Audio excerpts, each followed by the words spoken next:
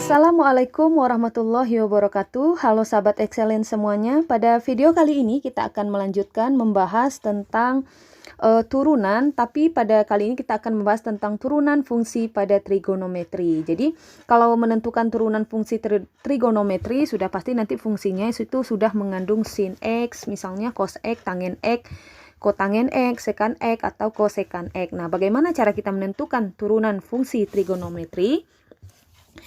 Yang pertama ya, kita harus ingat rumus-rumus dasar untuk turunan fungsi trigonometri. Misalnya turunan dari sin X, maka fx, maksudnya jika fungsinya itu adalah sin X, maka ingat turunannya itu adalah cos X, gitu ya. Turunannya adalah cos X.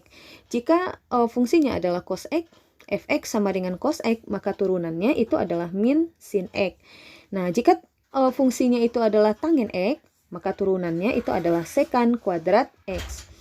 Jika fx sama dengan kotangen X, maka turunannya itu adalah min kosekan kuadrat X. Kemudian jika fx-nya adalah sekan X, maka turunannya adalah sekan X dikalikan dengan tangen X. Nah, jika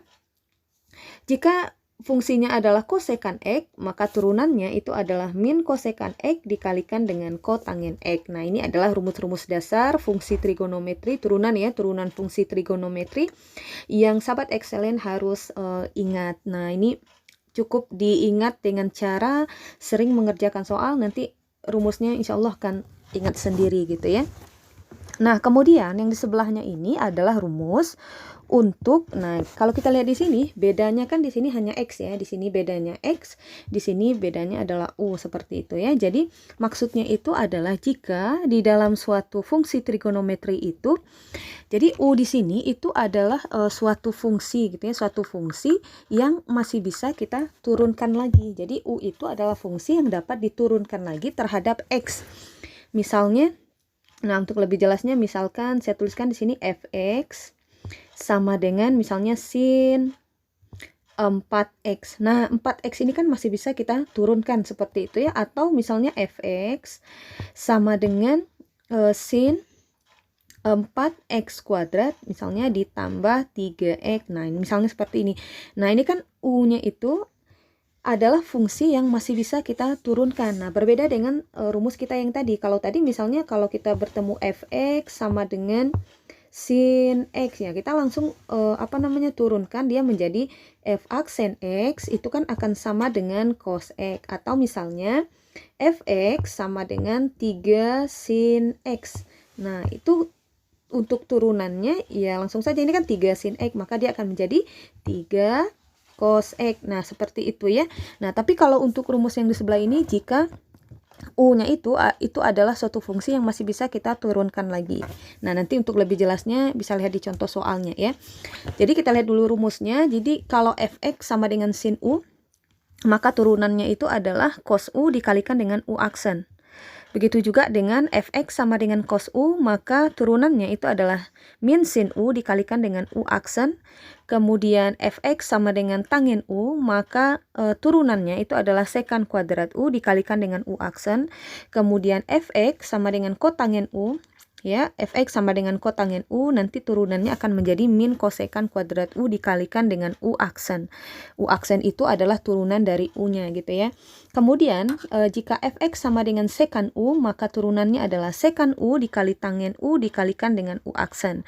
Kemudian terakhir, jika fx sama dengan kosekan U, maka turunannya itu adalah min kosekan U dikalikan dengan kotangen U dikalikan dengan U aksen. Nah, untuk lebih jelasnya silakan lihat contoh berikut.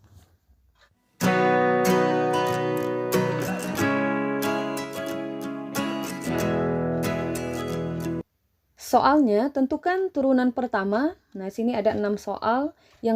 Yang pertama itu adalah fx sama dengan 4 cos X. Jadi kita coba jawab satu-satu ya. Fx sama dengan 4 cos X. Maka turunannya ya, turunannya itu adalah, oke, kita coba jawab ya. F aksen X itu akan sama dengan, nah ini kan 4 cos X gitu ya. Ingat lagi rumus dasar cos X itu adalah min sin X. Jadi turunannya Nah, ini kan ada konstanta di depan ya. Jadi konstantanya kita tulis dulu. Kemudian cos X-nya kita turunkan. Cos X ini kita turunkan. Ingat lagi, turunan dari cos X itu kan adalah min sin X. Seperti itu ya. Maka turunannya akan menjadi min, kita kalikan 4 ya. Berarti min 4 sin X. Nah, seperti itu. Soal yang kedua, fx sama dengan 5 tangin X. Nah, sama. Jadi kalau sahabat excellent bertemu dengan konstanta di depannya, jadi konstantanya kita tuliskan dulu. Di sini ada 5.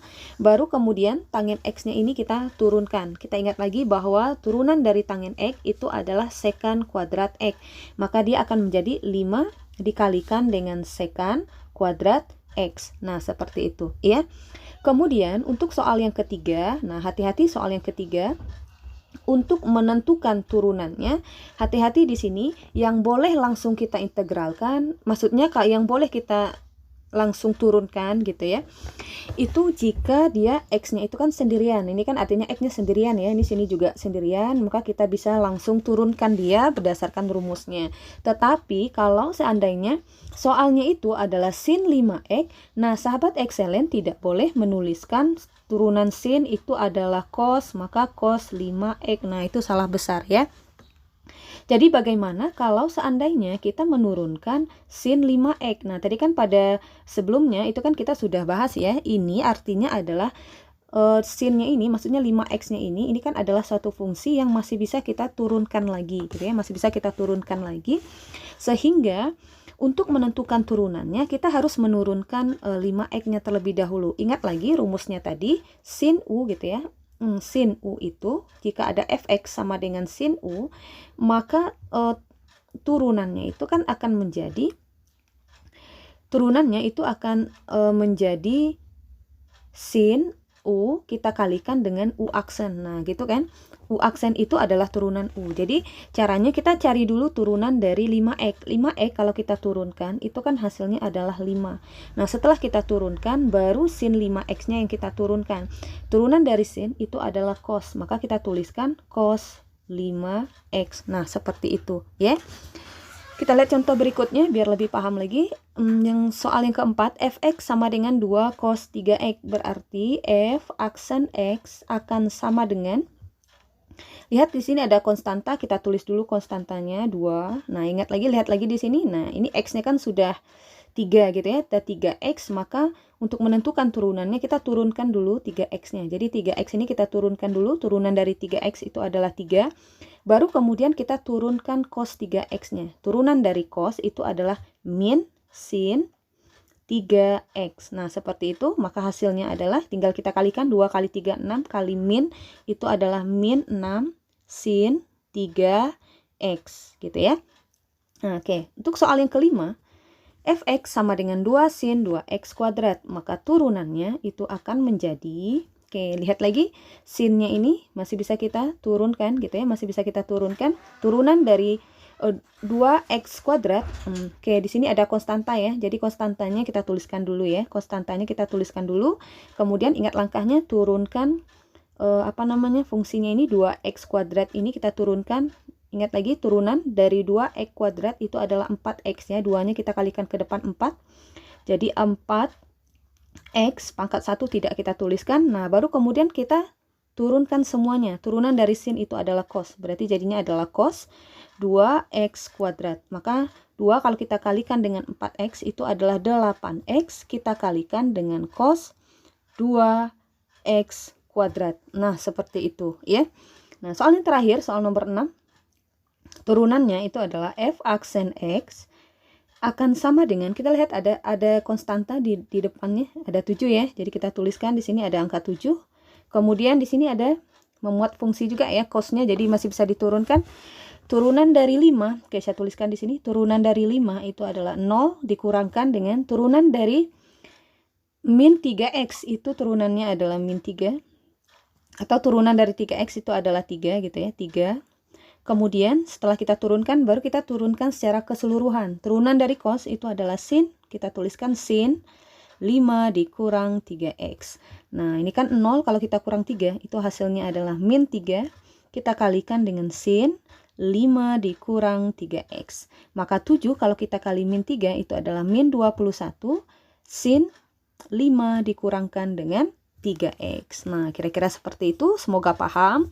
Jika masih ada yang belum kalian pahami, silahkan tinggalkan di kolom komentar. Nanti kita akan bahas lagi pada contoh yang berikutnya.